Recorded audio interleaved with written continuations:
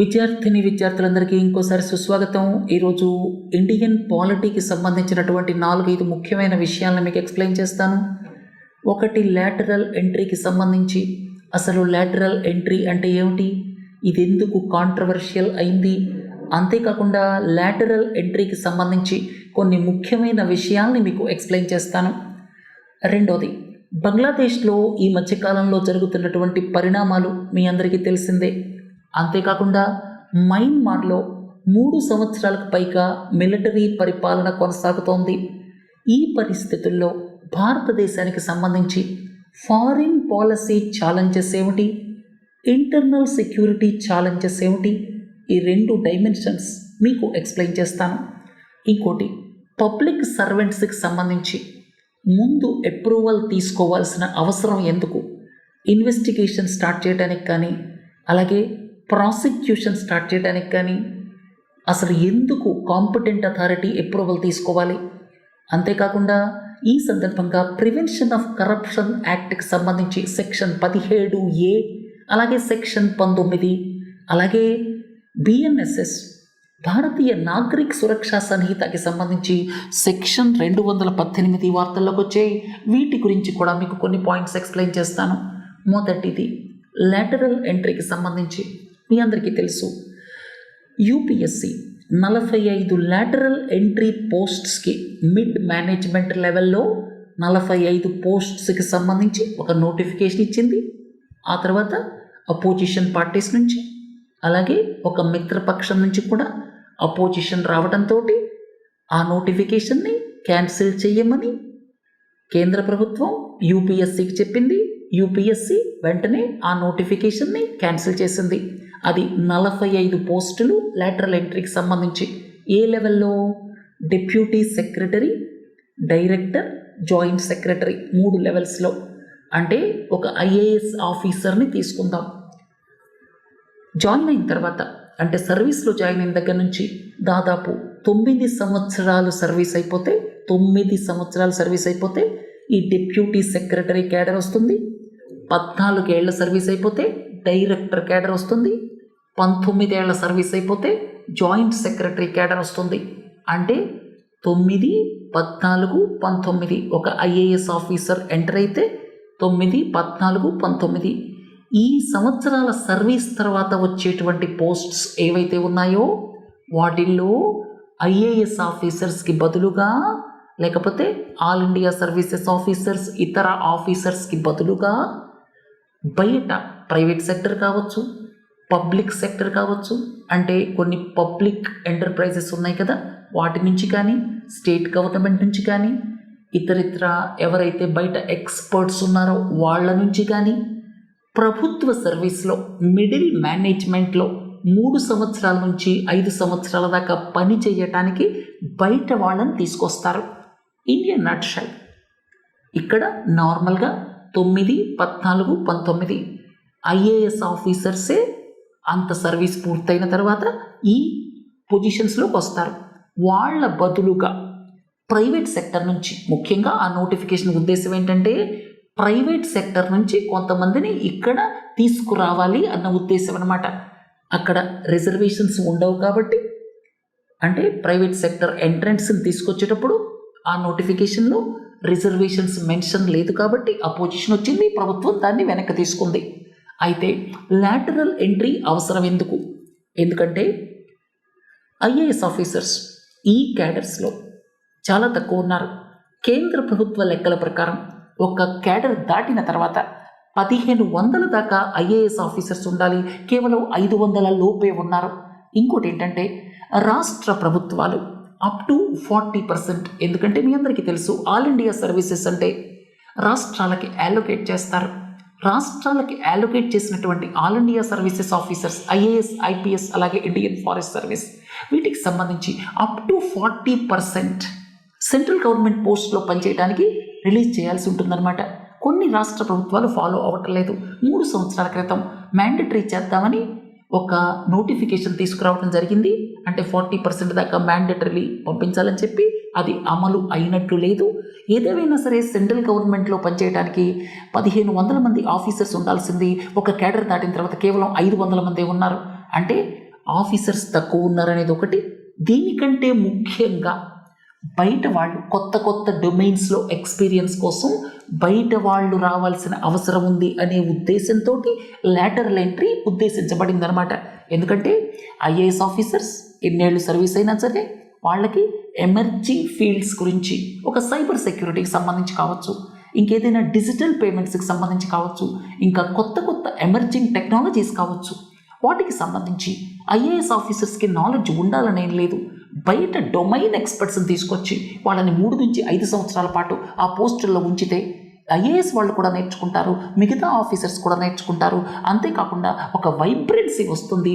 అంతేకాకుండా బయట ఎలాంటి ఎమర్జింగ్ టెక్నాలజీస్, ఎమర్జింగ్ డెవలప్మెంట్స్ వస్తున్నాయో వాటిని మన సిస్టమ్స్, గవర్నమెంట్ సిస్టమ్స్లో కూడా ఇంప్లిమెంట్ చేయొచ్చు. అంతేకాకుండా గవర్నమెంట్ సిస్టమ్స్ అనేసరికి రెడ్ టేపిజం ఉంటుంది. ఆ రెడ్ టేపిజం, బ్యూరోక్రటిక్ ర్యాంగిల్స్ ఇవన్నీ కట్ చేసేసి ఆ ప్రైవేట్ సెక్టర్ వాళ్ళని తీసుకొస్తే ఎఫిషియన్సీ ఇంప్రూవ్ అవుతుంది. వాళ్ళేం ఎల్లకాలం ఉండరు, 3 నుంచి 5 సంవత్సరాలు మాత్రమే ఉంటారు. ఈ ఉద్దేశంతో 2005-6 ఆ ప్రాంతంలో సెకండ్ అడ్మినిస్ట్రేటివ్ రిఫార్మ్స్ కమిషన్ అది రికమెండ్ చేసింది. వీరప్ప మొయిలీ చైర్మన్గా ఉన్నప్పుడు, యూపీఏ గవర్నమెంట్ అప్పుడు సెకండ్ ఏఆర్సీ కూడా రికమెండ్ చేసింది. కాకపోతే వాళ్ళు రిజర్వేషన్స్ గురించి మాట్లాడలేదు. రెండోది ఏంటంటే నీతి ఆయోగ్ 3 ఇయర్స్ యాక్షన్ ఎజెండా 2017 సంవత్సరంలో రికమెండ్ చేసింది. కమిటీ ఆఫ్ సెక్రటరీస్ కూడా రికమెండ్ చేసింది. ఇట్లా లేటరల్ ఎంట్రీకి సంబంధించి చాలా రికమెండేషన్స్ ఉన్నాయన్నమాట. అయితే ఇప్పుడు రిజర్వేషన్స్ అనేటువంటి ఇష్యూ తోటి ఈ నోటిఫికేషన్ క్యాన్సిల్ చేయడం జరిగింది. తర్వాత ఎక్స్పర్ట్ ఒపీనియన్ ఏంటంటే ప్రైవేట్ వ్యక్తుల్ని ఈ క్యాడర్స్లోకి తీసుకొచ్చేటప్పుడు మనం రిజర్వేషన్స్ అనేటువంటి దాన్ని మెన్షన్ చేస్తే ఎఫిషియెంట్ పీపుల్ వస్తారా లేదా అనేది ఒక సందేహం. అయితే చాలామంది ఏం చెప్తున్నారంటే ఇప్పుడు 22-23 పోస్టులు రిజర్వేషన్ కిందకు వస్తాయి. కాబట్టి ప్రభుత్వం తలుచుకుంటే ఆ 22-23 పోస్టులు ఏవైతే ఉన్నాయో వాటిని ఎగ్జిస్టింగ్ ఐఏఎస్ క్యాడర్ నుంచే రిజర్వ్డ్ కేటగిరీస్లో ఉన్న వాళ్ళతోటి ఆ పొజిషన్స్లో ఫిల్ చేయొచ్చు. అది పెద్ద ఇష్యూ కాదు. ఇది ఇంత పొలిటికల్ అవ్వాల్సిన అవసరం లేదు అని చెప్పి ఎక్స్పర్ట్స్ చెప్తున్నారు. ఇంకోటి ఏంటంటే మనం ప్రైవేట్ సెక్టర్ నుంచి రకరకాల వ్యక్తుల్ని తీసుకురాకపోతే ఇవాళ దేశం ఈ స్థాయిలో అభివృద్ధి చెందేది కాదు. ఇంకోటి ఏంటంటే అడ్వైజర్స్గా ఎకానమీలో ఎప్పటి నుంచో జాయిన్ అవుతున్నారు బయట నుంచి. ఉదాహరణకు చూడండి, మాంటేక్ సింగ్ అహ్లూవాలియా కావచ్చు, మన్మోహన్ సింగ్ కావచ్చు, ఇంకా చాలామంది ఎకానమిక్ అడ్వైజర్స్గా జాయిన్ అవుతున్నారు. తర్వాత అంతేకాకుండా ప్రైవేట్ సెక్టర్ నుంచి వచ్చి చాలామంది ప్రభుత్వ సంస్థలతో అసోసియేట్ అవ్వడంతోనే మన దేశం ఈ స్థాయికి వెళ్ళింది. ఉదాహరణకి డాక్టర్ ఎంఎస్ స్వామినాథన్ తీసుకోండి, వర్గీస్ కురియన్ తీసుకోండి, హోమీ బాబా తీసుకోండి, అబ్దుల్ కలాం తీసుకోండి. వీళ్ళందరూ మన దేశం యొక్క ఖ్యాతిని ప్రపంచానికి చాటారు. కాబట్టి లాటరల్ ఎంట్రీ వల్ల తప్పేమీ లేదు అనేటువంటి వాదన కూడా ఉందన్నమాట. సరే, ఏదేమైనా సరే చిన్న విషయానికి లాటరల్ ఎంట్రీ ఒక రాజకీయ రంగు పులుముకోవటం కొంచెం ఆశ్చర్యంగా ఉంది. సరే, మయన్మార్ బంగ్లాదేశ్ డెవలప్మెంట్స్ మూలంగా మీకు 2 ప్రశ్నలు అడిగేటువంటి అవకాశం ఉంది. ఒకటి ఏంటంటే మయన్మార్ బంగ్లాదేశ్ ఎందుకు ఇంపార్టెంట్? ఎందుకంటే ముందు ఫారిన్ పాలసీ ఫ్రంట్లో ఒక డైమెన్షన్, భారతదేశానికి ఫారిన్ పాలసీలో ఛాలెంజెస్. రెండోది national security, internal security challenges. సరే, బంగ్లాదేశ్లో ఏం జరుగుతుంది? బంగ్లాదేశ్కి సంబంధించినటువంటి ఆ దేశపు హెడ్ మన దేశంలో వచ్చి తలదాచుకున్నారు. తర్వాత రెండోది ఏంటంటే మన దేశానికి బంగ్లాదేశ్ నుంచి బైపార్టిజన్ సపోర్ట్ లేదు. అంటే అక్కడ 2 పొలిటికల్ పార్టీస్ ఉంటే ఈ పొలిటికల్ పార్టీనే మన దేశానికి సపోర్ట్ చేస్తుంది, అవామీ లీగ్ ఒక్కటే. బంగ్లాదేశ్ నేషనలిస్ట్ పార్టీ ఏదైతే ఉందో, బిఎన్పి ఏదైతే ఉందో, ఆ పార్టీ మన దేశాన్ని ఇష్టపడదు. అంటే బైపార్టిజన్ సపోర్ట్ లేదు.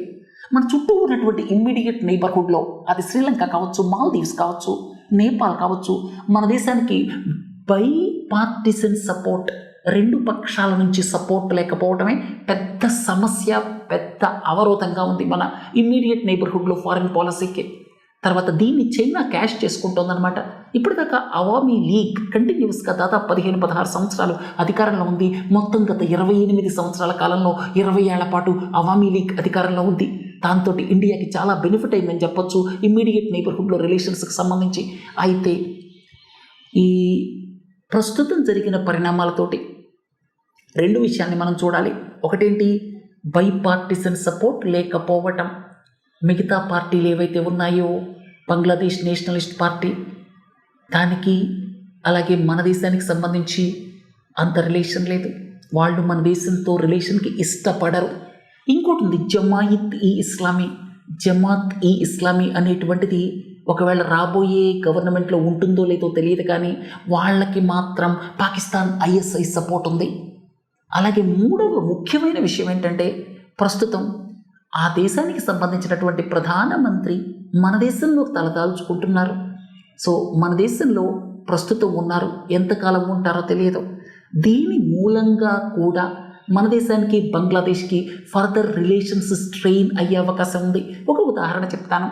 దలై లామా దాదాపు 60-70 ఏళ్ల క్రితం చైనా నుంచి మన దేశానికి వచ్చినప్పుడు మన దేశం ఆశ్రయం ఇచ్చింది. మన దేశానికి చైనాకి రిలేషన్స్ అంతగా లేకపోవడానికి అది కూడా ఒక ప్రధాన కారణం అని చెప్పుకోవచ్చు. తర్వాత ఇప్పుడు బంగ్లాదేశ్కి సంబంధించి కూడా ఇదే ప్రశ్న ఉత్పన్నమవుతోంది. ఎందుకంటే యాంటీ ఇండియా ఫోర్సెస్ ఏవైతే ఉన్నాయో అవన్నీ కూడా అక్కడ ఒకటవుతున్నాయి. అర్థమైంది కదా. సో ఇది బంగ్లాదేశ్కి సంబంధించి. ఇక మయన్మార్కి సంబంధించి ప్రాబ్లం ఏంటంటే, మయన్మార్లో గత 3.5 సంవత్సరాల నుంచి తత్మాదా అంటే అక్కడ మిలిటరీ పరిపాలన ఉంది. సివిలియన్ గవర్నమెంట్ని పక్కకు తోసేసి, ఆంగ్ సాన్ సూకీ గవర్నమెంట్ని పక్కకు తోసేసి వాళ్ళు అధికారాన్ని చేపట్టారు. అయితే అక్కడ ముఖ్య ప్రాబ్లం ఏంటంటే, వాళ్ళ కంట్రోల్లో కూడా ఆ దేశం లేదు. ఇప్పుడు వాళ్ళ పూర్తి కంట్రోల్లో ఆ దేశం లేదు. 3 బ్రదర్హుడ్ అలయన్స్ అని చెప్పి 3 ఎథనిక్ ఆర్గనైజేషన్స్కి సంబంధించినటువంటి ఫోర్సెస్ ఆ దేశంలో చాలా భాగాన్ని ఆక్రమించుకున్నాయి. చాలా భాగం వాళ్ళ కంట్రోల్లో ఉంది. అంతేకాకుండా నేషనల్ యూనిటీ గవర్నమెంట్ అని చెప్పి బయట దేశం నుంచి పనిచేస్తుంది. ఆ దేశంలో చాలా ఎథనిక్ ఆర్గనైజేషన్స్ ఉన్నాయి. ఏ విధంగా చూసినా కూడా మయన్మార్కి సంబంధించి మన దేశానికి పెద్ద సమస్య వచ్చి పడింది. అదేంటంటే, ఎవరితో డీల్ చేయాలి? అసలు మయన్మార్లో ఇప్పటిదాకా మన దేశం మయన్మార్ తత్మాదా అంటే ఆర్మీతో డీల్ చేస్తోంది. కానీ ఇప్పుడు ఆర్మీ కంట్రోల్లో ఆ దేశం పూర్తిగా లేదు.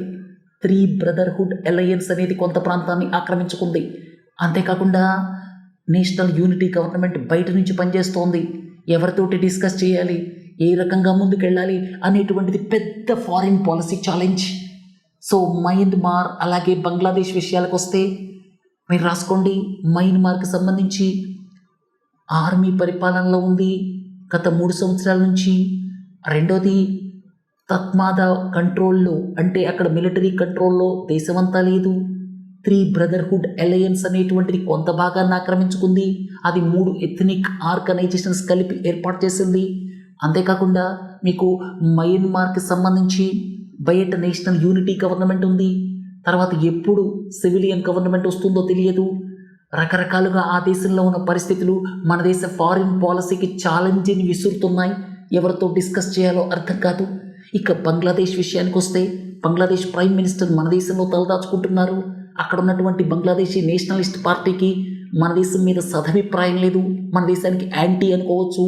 తర్వాత జమాత్ ఈ ఇస్లామీ రాబోయే ఫార్మేషన్లో గవర్నమెంట్ ఫార్మేషన్లో భాగం అయితే అది పాకిస్తాన్ అనుకూలంగా ఉండొచ్చు. ఎందుకంటే పాకిస్తాన్ ISIతో దానికి సంబంధాలు ఉన్నాయి.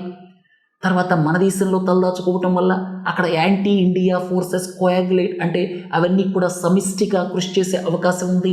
సో ఇట్లా రకరకాలుగా ఫారిన్ పాలసీ ఛాలెంజెస్ ఉన్నాయి.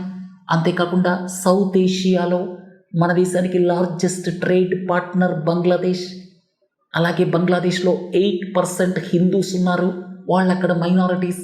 వాళ్ళ సేఫ్టీ గురించి కూడా ప్రశ్నలు ఉత్పన్నమవుతున్నాయి.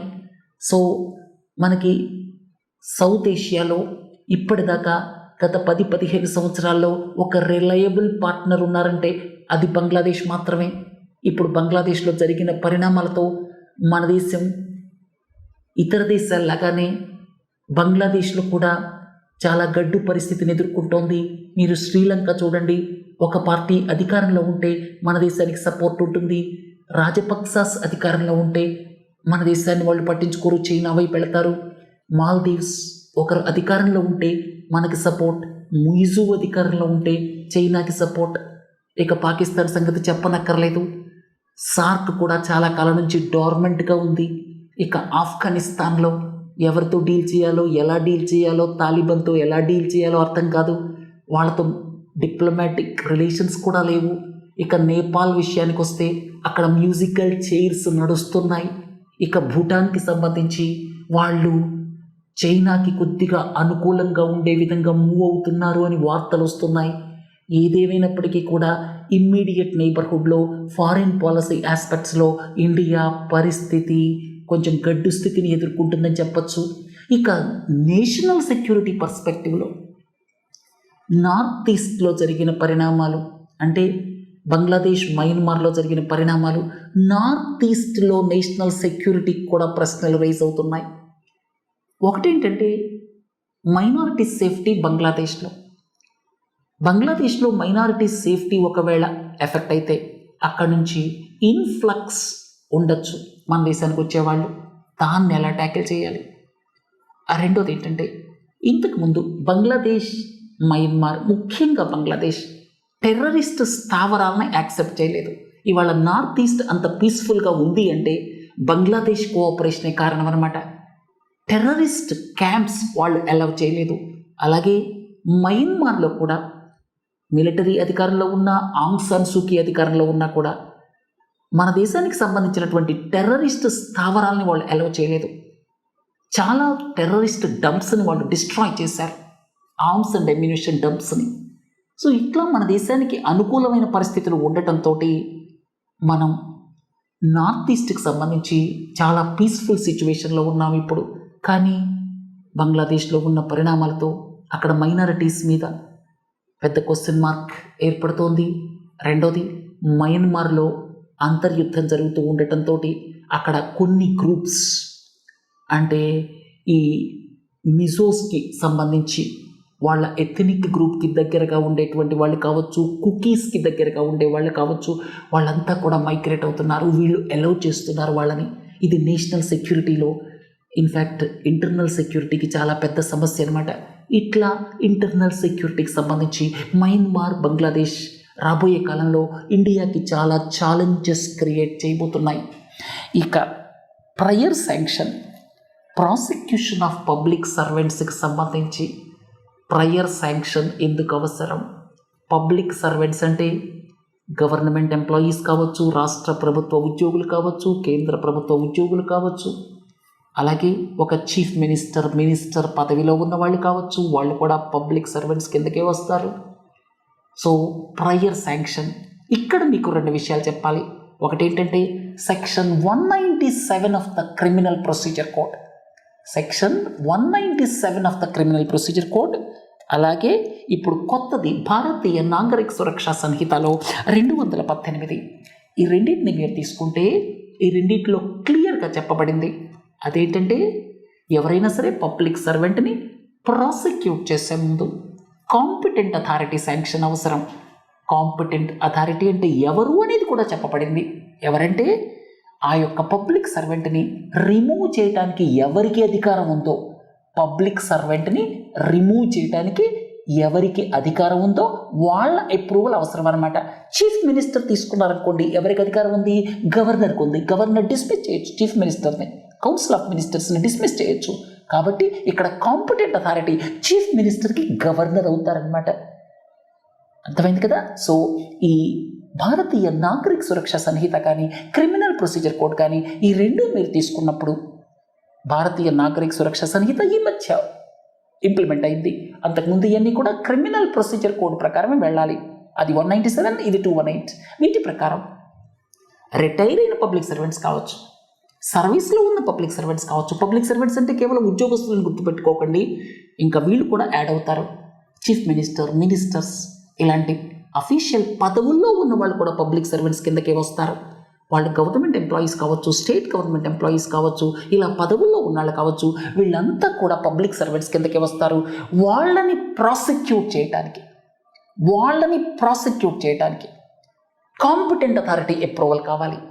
కాంపిటెంట్ అథారిటీ గుర్తుపెట్టుకోండి, ప్రాసిక్యూట్ చేయడానికి. ప్రాసిక్యూషన్ వేరు, స్టార్టింగ్ ఇన్వెస్టిగేషన్ వేరు. ఇన్వెస్టిగేషన్ స్టార్ట్ చేయటం వేరు, ప్రాసిక్యూషన్ వేరు.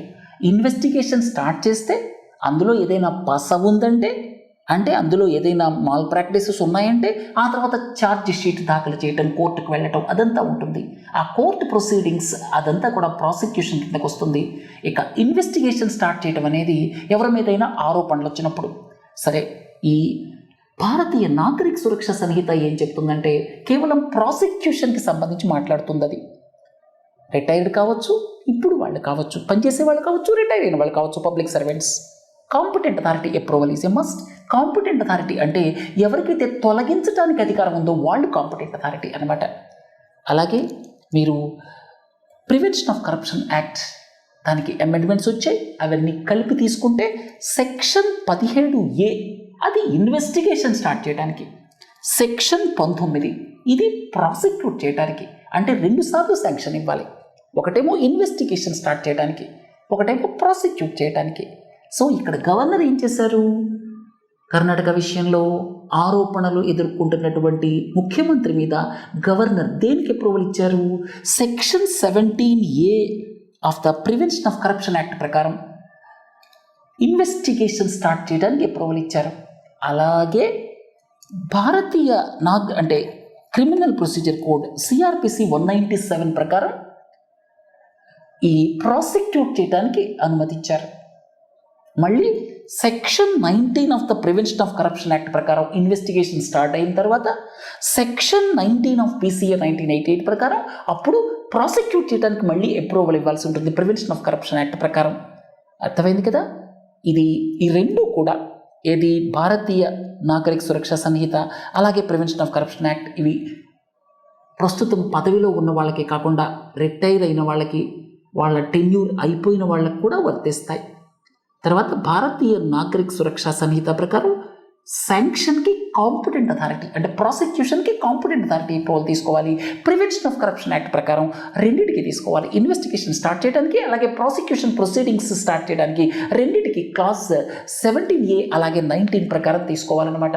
అసలు ఈ అప్రూవల్ ఎందుకు పెట్టారు, వాళ్ళని పని చేసుకుని ఇవ్వడానికి. లేకపోతే ఏమవుతుంది చెప్పండి, ఎవరు పడితే వాళ్ళు ఏదో ఒకటి ఆరోపణలు చేస్తారు. ఇలాంటి అప్రూవల్ అవసరం లేకపోతే ఎవరో ఏదో ఒక ఆరోపణలు అవన్నీ కూడా ప్రతీకారం తీర్చుకోవడానికి అవ్వచ్చు. బాగా పనిచేస్తున్నాడంటే అసూయతో కొంతమంది ఆరోపణలు చేయొచ్చు. అందుకని కాంపిటెంట్ అథారిటీ శాంక్షన్ పెట్టారనమాట. సరే, నేను మీకు ఈరోజు 4-5 ముఖ్యమైన విషయాలు ఎక్స్ప్లెయిన్ చేశాను. లేటరల్ ఎంట్రీ గురించి, అలాగే మయన్మార్ బంగ్లాదేశ్ పరిస్థితుల మూలంగా ఛాలెంజెస్, ఫారిన్ పాలసీ ఛాలెంజెస్, అలాగే ఇంటర్నల్ సెక్యూరిటీ ఛాలెంజెస్, అలాగే కాన్స్టిట్యూషనల్ ప్రొవిజన్స్, స్టాట్యుటరీ ప్రొవిజన్స్ వీటికి సంబంధించి prosecution of the public servants, ముఖ్యంగా ఈ భారతీయ నాగరిక సురక్ష సంహిత అలాగే ప్రివెన్షన్ ఆఫ్ కరప్షన్ యాక్ట్ ఈ రెండింటి గురించి చెప్పాను. సో ఒక రకంగా చెప్పుకోవాలంటే ఇవన్నీ స్టాట్యుటరీ ప్రొవిజన్స్ అని చెప్పుకోవచ్చు. సో చాలా ముఖ్యమైన విషయాలను డిస్కస్ చేసాం. రేపటి మాడ్యూల్లో మ్యాప్ బేస్డ్ కరెంట్ అఫైర్స్, ముఖ్యంగా ఇంటర్నేషనల్ ఈవెంట్స్కి సంబంధించి అలాగే కొన్ని ఫిజికల్ ఫీచర్స్కి సంబంధించి బ్యూటిఫుల్ మ్యాప్స్ ద్వారా మీకు ఎక్స్ప్లెయిన్ చేస్తాను. ఇక రెగ్యులర్గా ఈ సిరీస్ సోమవారం నాడు SNT, మంగళవారం ఎకాలజీ అండ్ ఎన్విరాన్మెంట్, బుధవారం ఎకానమీ, గురువారం పాలిటీ, శుక్రవారం నాడు మ్యాప్ బేస్డ్. ఈ చెప్తున్న మాడ్యూల్స్ ఏవైతే ఉన్నాయో మీరు పాయింట్స్ జాగ్రత్తగా నోట్ చేసుకుంటే డిస్క్రిప్టివ్ టైప్ క్వశ్చన్స్ ఆన్సర్ చేయడానికి కూడా ఉపయోగపడతాయి. ముఖ్యంగా సివిల్ సర్వీసెస్, IAS పరీక్ష రాసే వాళ్ళకి, అలాగే Group 1 రాసే వాళ్ళకి, up to some extent Group 2 రాసే వాళ్ళకి కూడా ఇవి ఉపయోగపడతాయి. సో మీ ఫ్రెండ్స్లో షేర్ చేయండి, 10 మందికి రైట్ ఎడ్యుకేషన్ పంచండి. ఇది నా రిక్వెస్ట్. Thank you.